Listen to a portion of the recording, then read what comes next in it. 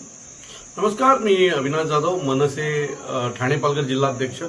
मी आज आमच्या भिवंडीमध्ये आहे आणि आमच्या राजूभाऊंनी इथे एक अतिशय मोठं काम केलेलं आहे। राजूभाऊंनी आज छत्रपती शिवाजी महाराजांचं इथे मला वाटतं हे एवढं भव्य मंदिर, पहिलं भव्य मंदिर आज या आमच्या ठाणे जिल्ह्यात उभं केलेलं आहे।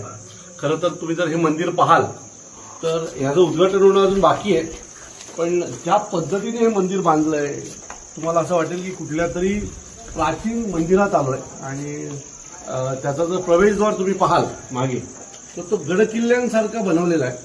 आणि हे जे सगळं बनवलंय म्हणजे महाराजांची आतली मूर्ती जी आहे, जी पूजेसाठी वापरली जाणार आहे, ती 5 टनाची आहे आणि जमिनीतून खालनं दगड काढलेला आहे आणि एका दगडात ती मूर्ती बनवलेली आहे।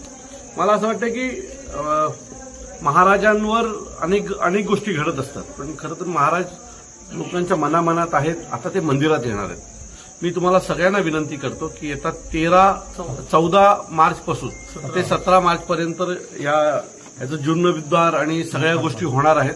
तर नक्की लोकार्पण सोहळा वगैरे होणार आहे।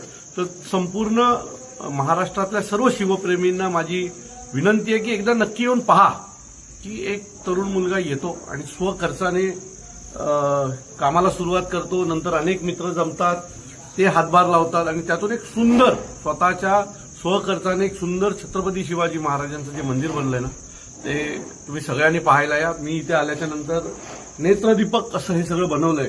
तुम्ही जर त्या बाजूने पाहाल तर छत्रपती शिवाजी महाराजांचा संपूर्ण बालपण इतिहास, जन्माच्या आधीपासूनचा पूर्ण इतिहास, ते राज्याभिषेक सोहळा, अशा विविध गोष्टी इथे तुम्हाला दिसतील आणि त्याच्या खाली त्याची पूर्ण माहिती आहे। म्हणजे हे आता अपूर्ण आहे, याचं काम सुरू आहे आणि पुढच्या 8 दिवसात याचं काम होईल।